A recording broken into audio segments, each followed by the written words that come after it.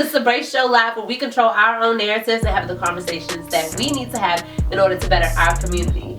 First, I want to introduce my guests. We have David, filmmaker. King David. I'm sorry. We have King David, filmmaker. And anything else you'd like to add? Filmmaker, actor, producer, yes, director. Say that. King. All that.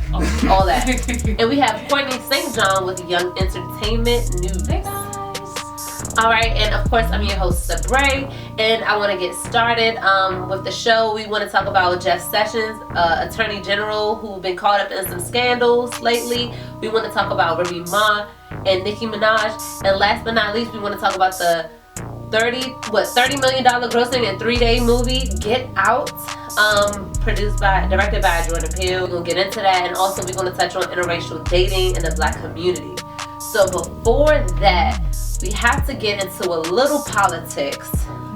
We have to know what's going on. We gotta know what's going on because these people are directly affecting us, and when someone's attacking us, we have to know what's going on. We have to know who's, messing with our rights, who's the enemy and what they're doing. We can't just stay blind to this stuff. We gotta stay woke. Yeah. So, Courtney St. John, please let us know what's going on right now with Attorney General Jeff Sessions, because we need to know what's going on. Okay, so over the past week, yet again, another official of Trump's administration is raising eyebrows over interaction with Russia.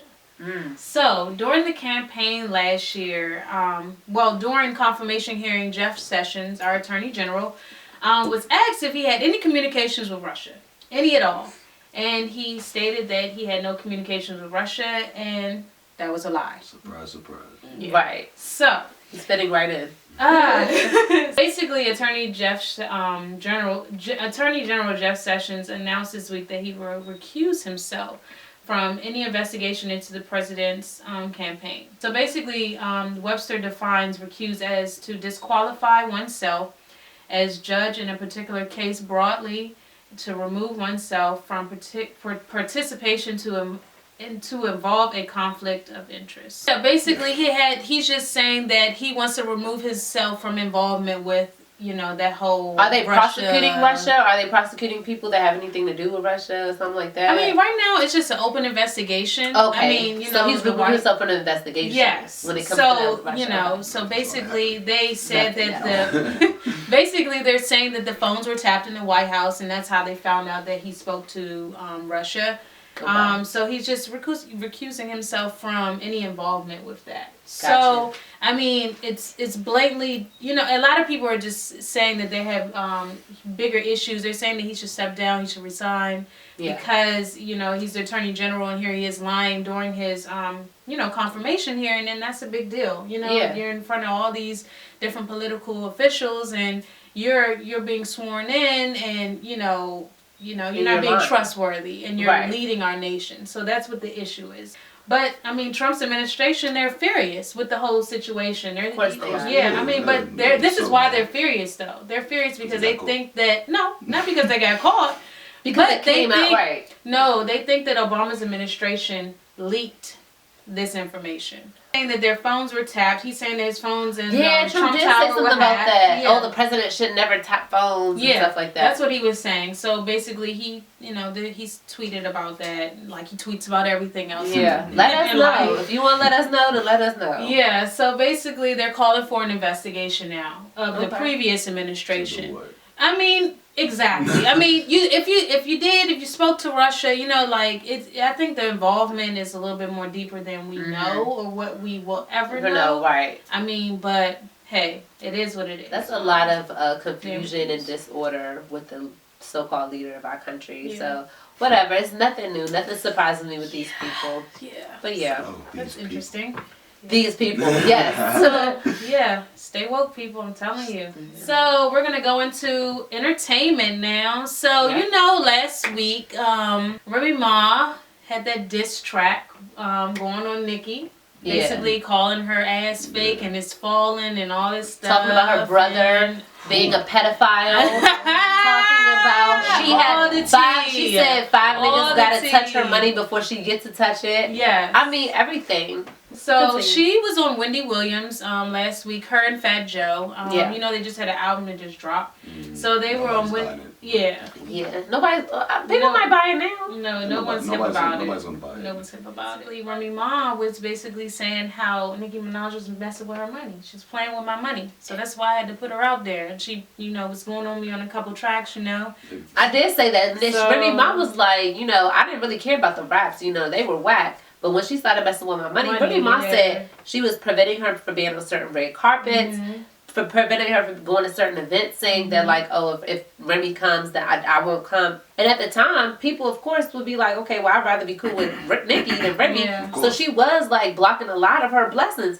And it's like Remy said, like, if you're so up, if you're the queen of rap, why are you worried about little old me? That was just, that surprised me about Nicki. I wouldn't think she would stoop that low for somebody who she think is so far beneath her. Basically. But just a little bit of back, before we get all the way into that, so of course y'all know that she did Sheether, which could like straight disses, straight, bars and all that. And then she came back with another song called Another One, right? Yeah. It was like 10 minutes. People were saying that it wasn't as good as Sheether, but I'm like, okay, they're different. She's not gonna come out with the same exact track. Like this one was more so to mimic, I think, back to back, where it was more catchy. Like if you play back to back now in the club, like you can still vibe to it. People know it. So I think she was trying to like people. You can't like really like it's not like Sheether is not a banger. It's just you listen to it one time and get straight bars.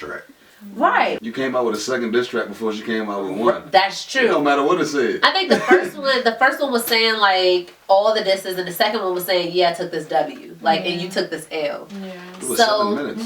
I think first was 7 minutes. She killed her. I think she really murdered Nicki Minaj, but she should have came back. Do y'all think she should have come back? Yes and no. Why yes? Why no? One, because she's not a rapper. But she classifies herself as a rapper. That's why it's yes and no. One, because she's not a rapper.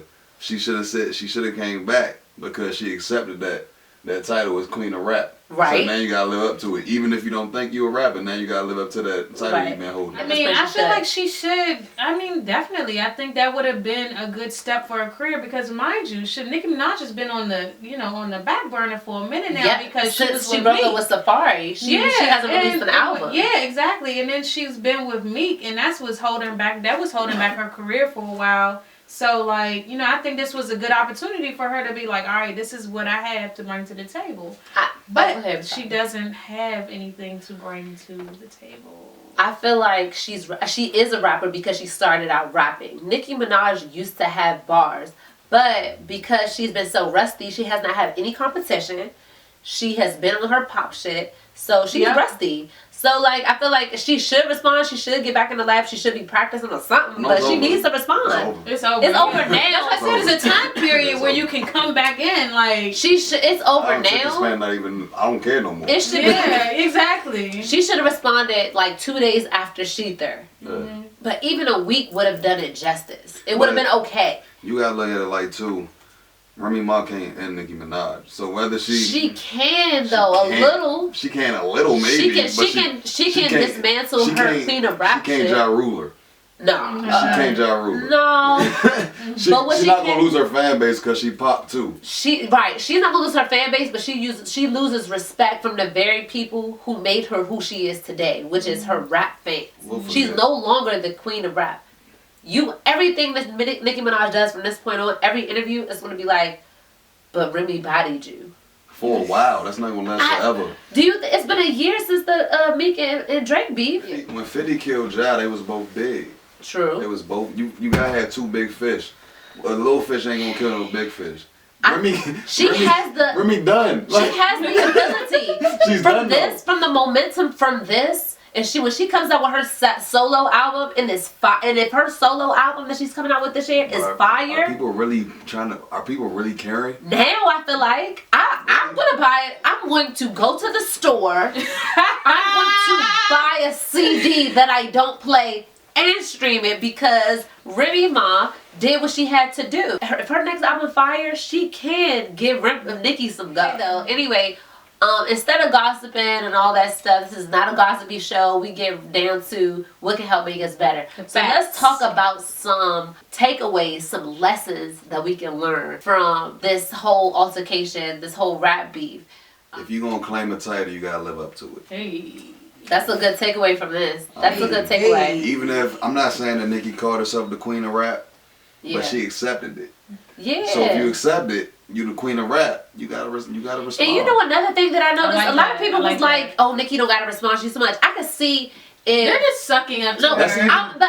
That's even more reason to respond. But I'm saying, I can see if Nicki was somewhere minding her business and Remy Ma came out the blue attacking her. Like, Remy Ma was minding her own business. She even said, if I'm dissing somebody, I'm going to say their name. Mm-hmm. So, Nicki came out and started it. So, that's why she looks weak to me. Because she started it and still didn't respond. She didn't hold her tongue to Trey. Yeah, exactly. Then she wanted everybody except Remy. Songs, that was soft. You know what I took from that? You know what the lesson I get from that whole Nicki Minaj, Remy Ma situation is treat people right. Like, whether they're the doorman or your manager or your tour manager or your hairstylist or your nail tech. Because one thing that Remy Ma said in the Wendy Williams interview was that Nicki Minaj was not a good person. She said she had people coming from everywhere, from her driver or whatever, willingly ready to give her information against Nicki Minaj. Because they said she treated people so bad. So my takeaway was treat people from the doorman to the executive well, because you never know. Like, when if your downfall ever comes, Lord forbid, like, that you will be able to. You got people that will back you up and not be willing so quick to throw you under the bus. You can call it an intellectual thriller. Yeah. You can call it a woke thriller. It's a genius film. Yeah. I had to go see it twice to really decipher it. I want to see it again. I saw it one time, but it's still fresh in my mind because I saw it yesterday. Spoiler alerts. It's going to be spoilers, so if you have not seen the movie, sorry, then we're gonna spoil it for you. But if it made $30 million in 3 days, most of y'all seen the movie. It's still good enough to go see if I tell you what happened in the movie. So let's break down. I have to bring out some of my notes because it's so much. Let's break down some of the deep messages in this movie. Courtney did not see it, so she's just going to be coming from a different perspective, probably like some of y'all. No, she won't see it though. She won't see it. Okay, so the first one, I'm going to just jump out here. Well, first of all, let me tell you one thing. Childish Gambino's Redbone was playing in the intro of the movie. Mm-hmm. It set the whole tone. It fit perfectly. That was a perfect match. I love that song. Yeah. His album was amazing. Shout out to Childish Gambino. So let me set the scene a little bit. So the beginning scene, they introduced the characters. They kind of established their roles in the movie. And it comes out to that Stay Woke, that vibing beat from Childish Gambino. If you haven't heard it yet, you sleep. So check that out. But one of the first messages I got from the movie is with dealing with white supremacy, white women are the most dangerous weapon. They're used to lure in the black man. I mean, definitely that's what you get from the movie. Yeah. And it's kind of hard to take that into real life. Because it's like, dang, am I going to sit here and think that every white woman is out here to get me? And you shouldn't think that. You shouldn't think that. But everybody has the urge to try something new. If you grew up around, if all I dated was black women, and it was unsuccessful for the most part, I get something different, Spanish, white, Puerto Rican, whatever you want to call it. Yeah. I'm going to say, okay, let me see what this is about. And then it's so different because, I mean, white, black, Mexican, we all come from different backgrounds. Yeah. So it's just gonna be a different experience. And you might enjoy it. And then it just turned to something else. Maybe. For some it could be that reason, for others it can be others. I do want to pose another question to the viewers too. You can feel free to comment or whatever. If you feel like at Facebook, you're welcome to do the same. Do you think that you can be conscious while, conscious / pro-black while, being in an interracial relationship? Definitely. Jordan Peele is, apparently. Jordan Peele, Nate Parker. Yeah. What's the director of Star Wars? I can't remember his name, but he is too. He's white. He's married to a black woman. But one thing I respect about that, and what definitely sets her apart, is the fact that she gets him to fund different filmmakers and different film projects that black people are doing. She uses those resources from her relationship with the white man. But some would also argue, and I'm just playing devil's advocate here, that you can't wake up fighting oppression and go home and sleep with the oppressor. What do you think about that? That is very true. I mean, that don't make them an oppressor because they. It's a sticky situation. I feel like it depends on the background of the individual. I feel like you're dating. Like it's if their parents feel a certain way about you, then they inherently will feel the same way because that's what they were raised. I get that. But like interracial couples, that may not even be how they were raised though. True. They could have been raised to accept everybody the way they was. They just wasn't raised to date outside their race. True. So, but there was a scene, I want to mention the scene where Georgina, the housemaid, the woman, the black woman. She killed it. Oh my God, the acting was phenomenal. Really? She's from Highsville. She was phenomenal. All the actors, even the guy they were really good. It was very good acting. But there was a scene where that I think portrayed that black women have a problem with black men dating white women, with white women dating black women, because there was a scene where she was like, where he was telling her, the main character was telling his white girlfriend that, hey, she keeps unplugging my phone. You know, it's a thing that black women don't like white women dating outside their race. I personally think that it is a thing, but it's a thing only because statistically, and let me bring up the numbers to make sure that I'm accurate, 73% of interracial couples that involve a black person and a white person, 73% of those couples are black men and white women.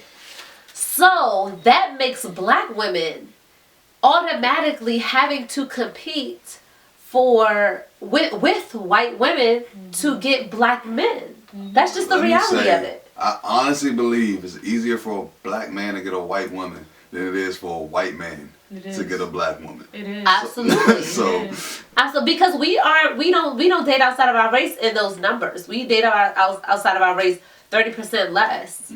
So I mean, or no, more than 30% less, because over half of that can be a thing. If me and one of my white friends go out, I have a much higher chance of getting a white woman than he does getting a black woman. So is that a thing? Do you know of that being a thing that black women don't like when white women date black men? Yeah, I feel like, most black women feel like it's an issue. Right. Because they feel as though it's like a territorial thing. Yeah. It's kind of, it's disturbing. It's like, okay, so what do they have that you're not seeing in someone that might be black? That's true. So it's kind of, it's one of those things. And there's another scene where the other black character who was was he like a field worker or like he did the yard work? That it was a scene where he was like jealous, like where they were trying to portray him being jealous. So I'm like, okay, is that them saying a message that black men are jealous of other black men who are dating white women? Did you catch that scene? Yeah, but I don't think that's what he was going with that.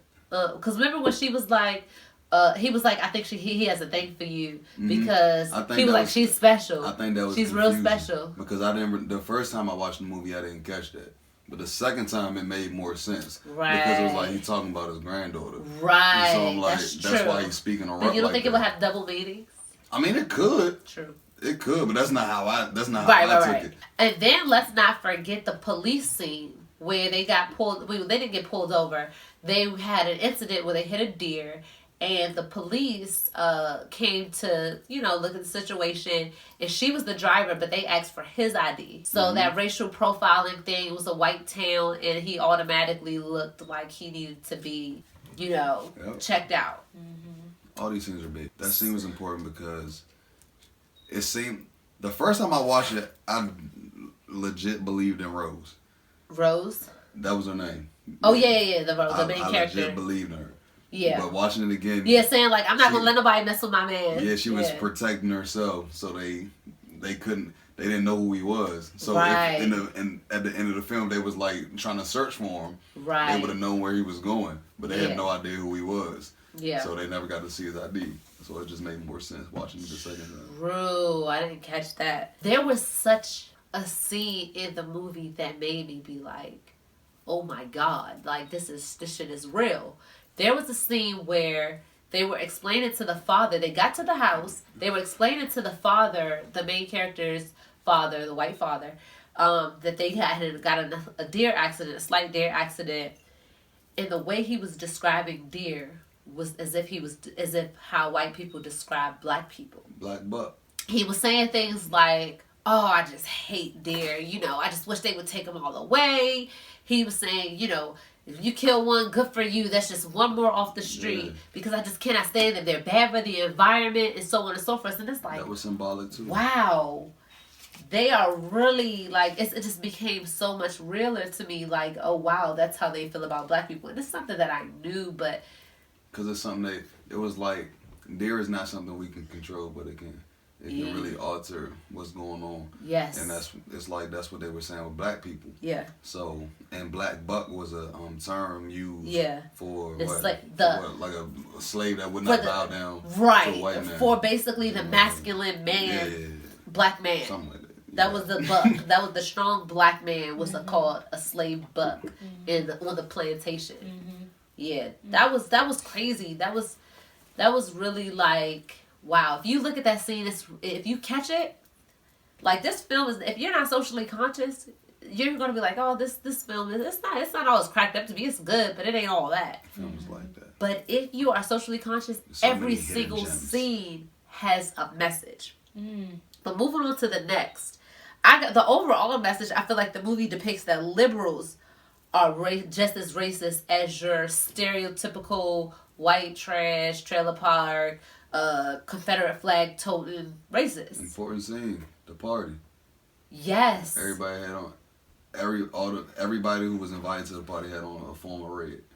Yeah. And I didn't think that the first time. I didn't think about that until you said it. The only person wearing blue was Chris. It's the only person. I mean, I don't know what he took from that, and that they put one Asian in it. It was. What would you think that was? I read up a lot on it, and it said something like how Asians can sometimes try to get on the same level as whites, but they never, they can't really, but they're going to try to do it the same way by stepping on the backs of backs of black people. That right there. But they only put one in there because they don't mind having one and a two. Because that made it was X amount of white people, 3 black people, and 1 Asian person. Yeah. By percentage wise, that's. Oh wow, that's how it is. Yeah, percentage wise, that's pretty much what it is. Wow, I didn't even peep that. I didn't peep that. That was another message in there. It's a lot of hidden. Yeah, I have to see it again. Like you literally have to see it like 2 or 3 times. The symbolism of kidnapping black people and taking something out of their bodies, to me, symbolizes organ trafficking. Mm-hmm. That is very real. Mm-hmm. There were cases in, I have to send a link for you. It was Florida. I think it was Florida where the boy was in the gym. His body was with the dreads. Gym. Yes. Mm-hmm. And when they found him, he was stitched up, filled with his organs with newspapers. Mm-hmm. Because they take the organs out and they give them to, I guess, affluent white people or whatever. People, like, it's a black market for organs, but they use black people because of our dominant genes. So because we have dominant genetics, our organs tend to be stronger, so on and so forth. Organ trafficking is real. There have been several cases where black people's bodies have been found stitched up, filled with something that wasn't their organs. And I feel like that was symbolism too, because they take pieces of their whatever but in this movie, it's like the white person takes a piece of their brain that controls the functions or whatever, and the black person is just used as a host. But which brings me to the next message was, does white people low-key want to be black? Yeah. Because I'm not gonna say yeah. Yeah, I mean, not yeah. Maybe I shouldn't have said it so confident. Right. All y'all white people. But they want our traits, certain traits that we have. And they have certain traits that they have too. We don't want a damn thing they have except for the privileges that they have to use. I mean, some people want their hair. We want that. Why do they want the hair? Why do they want the hair? Why do they want these things that will make them, under the underlying thing, they have recessive genes. They have recessive traits. I just want a beard. That's all I want. That's all I want. I just want a beard. They be killing me. Y'all follow David. Follow David on Instagram and Facebook. He doesn't naturally grow a beard, but he be using Snapchat filters to put a beard on. For real? Yeah. It is comical. That's my real beard. Anyway, you just shaved. You just did the conservative today. Yeah, exactly. Anyway, because in the movie it portrays like if like for example their grandparents passed away, but in order to keep them alive, they kidnapped those two black people, the woman and the man, to keep their grandparents alive. So they used pieces of the grandparents' brains to put in them to control their functions, while they hypnotized the black people. They hypnotize the black people. So basically, they're living in their bodies, but in a sunken place where they can't control it. They can see what's going on, but they can see it. They can't control themselves. That's what the hypnosis was for. Yeah, that's why in the movie he was like, when they died, I just couldn't let them go. Right. Mm-hmm. That was their grandparents living through the black people. And they were very strategic with that because the black father was a track person who lost That's the to part a I black didn't catch in the first time. Yes, and so he was running because the black person that they chose to be the host for the grandfather was a track star or was just fast or strong or whatever that the grandfather felt like he didn't get because he lost to a black person who was genetically superior to him. And yes, so the movie was very deep, but like I said, that portion of it, I didn't catch, man. Yeah, that portion you have to watch it like 2 times. Really have like to you could know, like when they first walked into the kitchen. Yeah, he was like, my mother really took care of the kitchen. As soon as they hit the threshold, she was just standing there. Yes. Like the second time, I'm like, oh man. Okay. Yeah, she was really creepy, but she was such a phenomenal actress. Oh, no, Shout out to her. Killed it. Yeah. So yeah, like I was saying, it seems like white people low key want to be black because they look at our genetic dominance, the way we can be faster, stronger, whatever it is, smarter. And they're like, low key, they're like, you got all this genetic dominance. You don't know what to do with that. Let me get that. Let me show you what to do with that. It's deep. It's deep. Crazy. You got to see it twice. It's deep. Maybe 3 times. Yeah. So in the movie, the black police officers laughed when the friend of the main character went. He was concerned about his friend. He was like, something's going on. This is not right. This is not normal. So he went to pursue he went to go pursue the situation and try to find him. Right, find the main character in that town where he was captured or kidnapped. So anyway, his friend went to the black police officers, black detectives, and they laughed, which symbolizes to me, like they told him the story, like, hey, he went down there, he was lost, and I seen somebody else, and he sent a picture of somebody else that was missing or whatever. Something's going on. They're kidnapping black people and using them as slaves, sex slaves. And they laughed like he was like telling the funniest joke ever. And to me, that symbolizes that black people don't want to believe that white supremacy is as diabolical as it really is.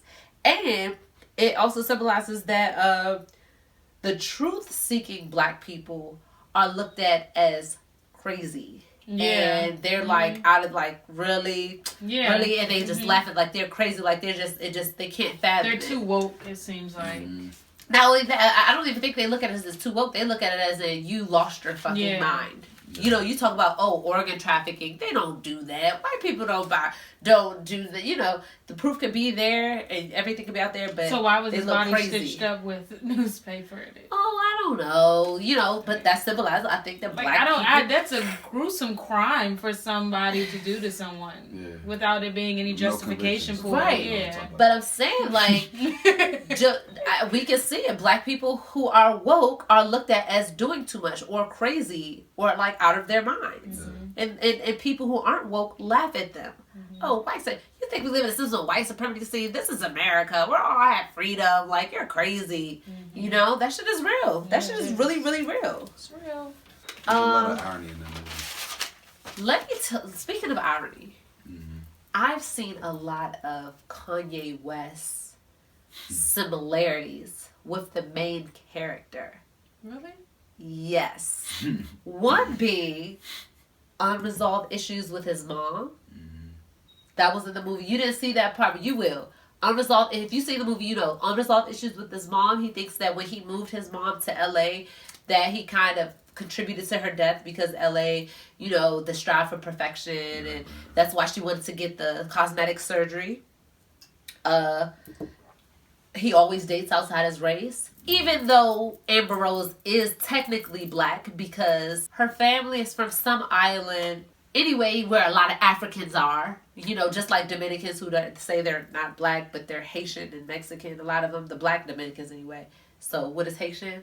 They're more African than us. Anyway, he always dates outside because she doesn't claim to be. She claims to not be black. So he always dates outside of his race. And people say that he's not the old Kanye. Or that he's changed. Just like that scene in the movie where they would... but remember the dude that played Lakeith? The dude from Atlanta? Andre, right. You know, he said he's changed. Why is he dressing like that? Why is he talking like that? Mm-hmm. A lot of people say he's not the old Kanye. He's changed. And then it seems like something triggers him when he lashes out and have these mental breakdowns. So there are a lot of similarities there. Did you notice any other... Did you see the memes? Oh, yeah. I didn't see one meme, but it's so weird. Yeah. It's so weird that this movie comes out. It was like Kanye was drinking a straw or something. He was like drinking like some tea or something like that. Oh no, the tea was like being stirred. That was like how and then it was like in front of Kanye's face. Yeah. It was a meme of that. He picked the cotton and the cotton saved him. So. The cotton and what you talking about? When he picks the cotton and he puts it in his ears. So he picking cotton. Yeah. So cotton saves him. Which is ironic. Yeah, and the ironic part comes after that the guy get killed by a black guy by a buck. So he get killed by a black buck. Wow. I didn't pick that up. I seen the one. Dang, all these little symbolic like things. It's like every movie. It's literally I'm just like it's really little stuff.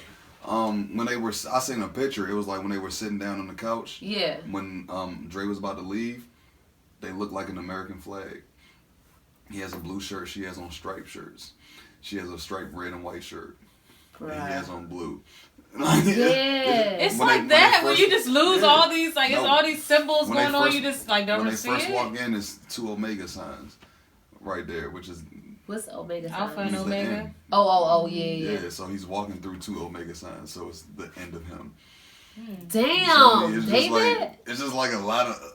I didn't catch any of this until the second time I saw it. So. Oh, my goodness. But yeah, the Kanye brothers just are serious. And if you know me, you guys know that I'm like a huge Kanye fan. Right now, I can be an objective fan. Like, I'm not like all or nothing. Like, I'm like, oh, everything he do is law. Like, everything he does is right. No, I understand that some of the shit he's doing is crazy and it's wild. And I think that even the mother, the character of the mother, how she controls everything psychologically, Kris Jenner. I don't know, but I can definitely see some similarities here. Go see the movie, though. Go see the movie. I'm going to go see the movie, y'all. So let's get right into this interracial dating because that was also a big deal in this movie. Statistically, black men are more than twice as likely to date outside of their race than black women. Is that a coincidence? I think not. Hell no. It ain't no 73% coincidence. That doesn't happen. So let me see if my guests can kind of give me their opinions on why it is that black men date outside of their race more than anybody. Because don't get me wrong. First, they are the Native Americans. And that's because there ain't many of them left. So that, of course, their percentage is going to be the highest. Then it's white men dating Asian women. Yeah. And then right up under that is black men dating white women. Why do y'all think that is? Because it's easier for black men to get another race than it is for white men. That's what I feel like. And environment plays a big part in that. Okay. If black men are twice as likely to date outside of their race than black women, and it's an environmental thing, why wouldn't black women's numbers be the same? No, because it's easier for a black man to get a white woman than it is for Why though? I don't know why. Why is it? You tell me. We trying to talk about it. Why do you think? Why do you think that blood disproportionately? When a white man approaches you, what is your thinking? My thinking is, where are the brothers at? Why is that? I mean, I guess that's subjective to individuals. My personal opinion is that we prefer our own men. Because I can find some white men out there are attractive. Robin Thicke looks good, you know. Who else? You know. I heard that. I used to love Mark Wahlberg. Racist. No, he is. Until I found out about him, because he got a little white supremacist blood in him. I love my boy too. What's the guy that played Even Steven Sean? You talking about Shia LaBeouf? I don't think he look. He weird as hell. He weird now, but he used to be. A couple years ago. And Brad Pitt in his prime. Brad Pitt in his prime. Yeah, I know that's a little, stereotypical. How about the one that models for H&M's? David Beckham. David Beckham. Ooh. I thought he has like a little. Doesn't he have like a baby voice? But David Beckham, yeah, he does look good. Okay, and with that being said, we found the track. We're not dating. How many black women do you know who are actually dating outside of their race? Like we're too like we have this brick wall up. Well, because we have the dominant man. Why would we go outside of what we got? We have the best men. And then that's what drives me crazy, because you see all these people dating all these white women and they're so weak. They're just like your average that does James. Burn up some black women. Like, not only does it burn up black women when a successful black man dates a white woman, but then when she's like average as hell. You see, I posted it on my Facebook. It was like 30 black men dating, like 30 black successful men. It's dating white women. It's like they graduate from Keisha and go straight to Sarah. You know what I'm saying? It's like their level of success. Like, there's so many different arguments that stem from this. Like not a lot, but like probably 3 or 4 interviews that I've seen got successful black people that's dating white women. Yeah. They've said they've been with me since I've been down and out. Yeah. So you know what's gonna come from that argument. A black woman's not gonna stay with you while you down. Which is a myth. That is so. It is a myth. It is a myth. That's a myth, because a white woman would leave as fast as a black woman. It did. You got gold digging whites and you got gold digging blacks. We give a man, any woman gonna leave. I don't care what color they're gonna leave. But I know you seen that scene in the movie towards the end when they thought that they had the main character in the bag. She was shopping for new niggas. She was like in NCAA prospects. You don't think that symbolizes that that's a reality, that white women do that? They don't go for your average Joes all the time. A lot of times in large numbers, and you can go from A to Z from these. Half of the NBA, a lot of the NFL, and a lot of people in Hollywood, it's like they graduate from the sisters and go straight to the white women. And while some of them are in love, I think that it's race because it's part of culture. Like if you take a black young lady that grew up around a bunch of white women, I guarantee you she's gonna be a lot different than a black girl that grew up around black women, because white girls are raised. For the most part, from what I've experienced, white women are raised to be not dependent, but more so dependent on the man than they are themselves. Black women aren't raised like that at all. We have a show that breaks that down, talking about are black women too independent from black men? And in reality, no, because we need our men. But we have been raised. We're the only group who've been raised to say, girl, you need to make sure you work and get a job and get your education so you don't need no man. But white women aren't raised like that. Other groups aren't raised like that. So I'm not saying that there's no flaw in the black woman. I'm just saying just as many flaws as there are in black women, there are in black men. But we still stick to our man while they're going out of our community. They're leaving from us and going to other women. Now, don't get me wrong. I'm in a relationship with a black man. He's in a relationship with a black woman. He has dated a white woman before. Right. I have never dated outside of my race. And I don't think you, Courtney, have dated outside of your race. So we are the statistics sitting right here. I definitely dated a white woman. I mean, why you say definitely? You part of that 73%. But my thing, when I dated a white woman, I wasn't around nothing but white people. That is a big thing too. And you got to think, were you an athlete? I was an athlete. And she I'm not saying she preyed on you. Anybody black was an athlete at the time. That's true. We was all athletes. That's true. We was all black. That could be why a lot of these predominantly white schools only let the black ones in if they are athletes. No, they let us in because that's how they gonna get money. Because the athletic program. Yeah. But if you think of an actor or a rapper, what's the place they likely gonna go to when they make it? Where they gonna live? In a white neighborhood. They gonna live in Cali. That's what you're gonna see in Cali. You don't think there are a lot of black women in Cali? There are a lot of black women in these successful circles. You gotta remember where they're gonna be at. There are a lot of black women in successful circles. So you're not saying that it's what you gonna think is gonna be more if you go to if you go into like a private party? You think it's gonna be more white women or more black women? White women. Probably white women. It's always. But if you really wanted a black woman, you know how to go but to the thing places. Is, if it's 10 black women, 50 white women, and 60 black men, only 10 people gonna get the black women. Only 10 dudes gonna get the black women. That's true. Everybody else gonna be white. Those odds can be the same when it comes to black women, but we still are 30% less likely to date outside of our race. There has to be something. It's not just a coincidence. Mm-hmm. I think it's easier. I honestly just think it's easier. I think our guards are too much. You know, that too, yeah. One of the things that someone has said to me on Facebook was saying that don't be a hypocrite, because there were a lot of women who were saying, yes, go Paula Patton when she was dating Robin Thicke, Avery. Yes, shout out to Avery.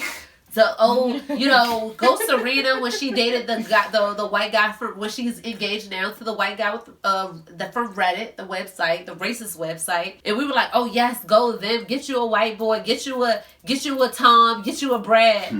And let me say one thing right now. I'm not a hypocrite when it comes to people. Like, I never boosted up Paula Patton like that. First of all, I think that she was always trying to be white anyway. That's just my thing. And there are such things called Negro bad witches, who are black women who yearn to date white men, just like a slave thing. But we ain't gonna get into that right now. But people gave Serena a benefit of the doubt. And let me tell you why. Because they were like, okay, damn, Serena, yeah, you dating this white dude. But she has a long track record of dating black men, whether it's Common, whether it's Drake or whatever, and none of them wanted to wife her up. I'm not excusing it. I don't believe that. I think that you can fall in love with whoever you want to fall in love with, because I know people are wondering if I dislike it or not. You can fall in love with whoever, but the moment that's your preference to date outside your race is when I have a problem. I don't have a problem, but I don't agree with interracial marriage when it comes to black people, because we're the most vulnerable, and if we're successful, that wealth leaves the black community and goes into the white community when we're married, because if something happens to you, that money goes to that other race and not us. So they're more likely to spend it with their people than our people. That's what I have an issue with. And then interracial children too go through this whole depression stage in their lifetime when they're 20 more years. I mean, that's what I'm saying. Because over time, we're all gonna be mixed. It's the tragic mulatto thing, and I understand their struggle. All due respect, they're just trying to figure out which side they're trying to go. Because they're not white enough for the whites, so they're not black enough for the blacks. So they have this internal conflict, and I have sympathy for that. I do. But we ain't talking about them today. But there is definitely an element that is created that make black men weak for white women. We just have to make the reality of it. Ultimately, it's your preference, but after, like I said, we were speaking on the break, and I was like, after seeing Hidden Colors, that documentary series, I just kind of I see things different now when it comes to different reasons. It's hard, because I can't speak for I can only speak for myself. Yeah. I really don't have a preference. But you see how you said that you were and that's another thing that kind of blows me, because I see it. I feel like white women prey on black successful men because they know they're and they'll be quick to leave just as well as a black woman would. Oh, it's been proven. As soon as they get down, as soon as they hit bankruptcy, those white women are out the fucking door. Bye. Let's be real. Let's be real. Shoot. And taking the kids with them and putting your ass on child support.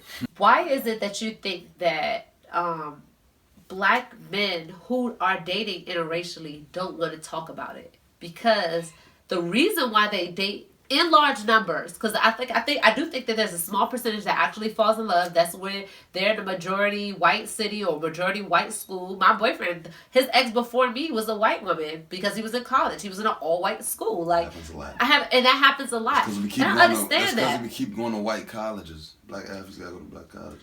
And that's true. That is a whole nother topic. Why black athletes should go to more black schools to support and make money for their own people. But I understand also the conflict of the resources are more at the white schools and they're offering more money. Definitely. I get that. I chose a white school.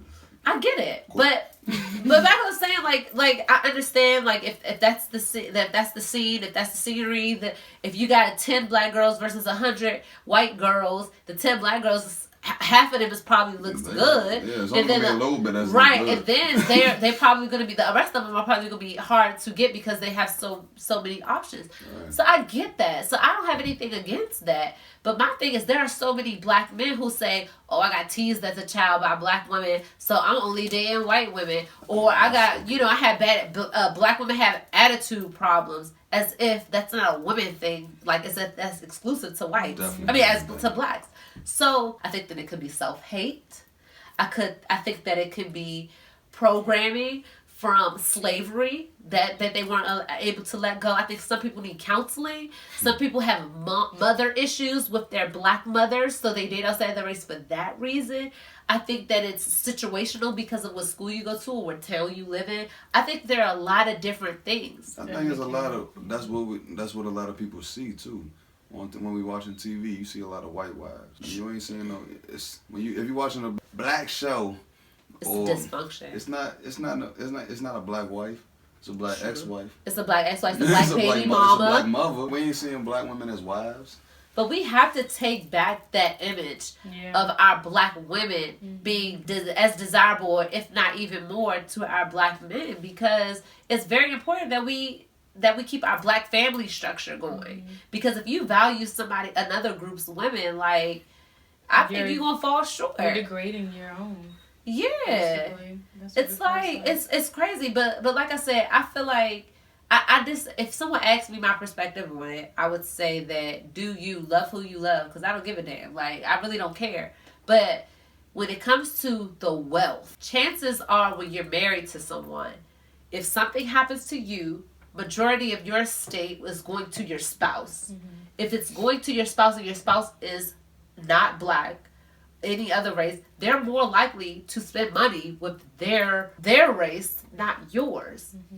If you can finesse a situation where you have a situation where you are in a interracial relationship and you're doing like the guy from Star Trek, his wife, he's white and his wife is black, and she uses the resources like, hey, you got these resources, we in an interracial relationship, can you help my community? You should help my community, invest in my community, because we gotta do something, we gotta get something out of this.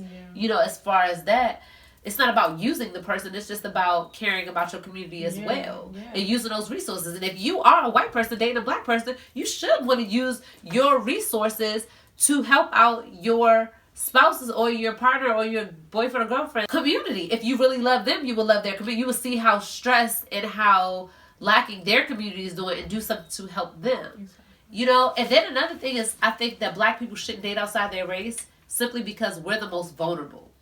White people can date black people and get out of that bed and still do what's for the greater good of white supremacy. A lot of times black people date outside their race and they'll take on those ideals of who they're sleeping with. And they'll say, a black woman will sleep with a black man, a white man, and be like, oh, all lives matter. Tom said that da-da-da-da. So we're more likely to do that because we're the most vulnerable. Sorry for the stereotypical white name, but you get what I'm saying. We are the most vulnerable, so we cannot afford to sleep with the oppressor because we're not strong enough yet. Because how can you sit up there and say, that, okay, as a black man, I'm not saying you, David, but as a black man, you sleep with a white woman, how can you say, I'm gonna get up and fight for black people and stuff like that, when she's just like, well, what is racism? We're together. We have children together. How are we racist? How is black? So they don't it can kind of distract you on the larger scale. A lot of them don't understand it on the larger scale. It's definitely a two-edged sword. Did you hear about Ricky Smiley's son? It's real. It's something that's psychologically real that we really need to look more into, and we may have a part 2 or a part 3 to this, but it's something that we need to figure out, because in order to, there's too many single sisters out here that have their own issues too, and we can work through that. But like I said, black men have just as many issues as black women, as far as post-slavery mental shit. So we got to work through that together and still stick with our own. I'm not saying that you're bad for dating outside of your race. So we're going to close by saying interracial dating, you're not bad for that or whatever, but us as black people, we need to figure out what it is that makes us long for relationships outside of our community in such large numbers. that it's not a huge coincidence that other groups date within their race a whole lot more than we do. We're the only people that's all the way out here, while everybody's, pretty much to themselves. So we have to figure that out. And you have to really, if you out there and you're doing it, you have to really analyze, if you really in love, then yeah. But if you have to really analyze yourself, look in the mirror and figure out, why am I doing that? Do I need counseling? Do I need therapy to figure out what issues that I have and why I have this, bias? And so, and Black women, we need to fix things within ourselves, but, so do Black men. So we'll figure it out. But until next time, this has been the Sabre Show Live. Make sure you subscribe for the part 2. We're going to have a part 2 to this. Make sure you see the movie Get Out. And we will see you next week. See y'all. I'm supposed to wave? Yes, bye.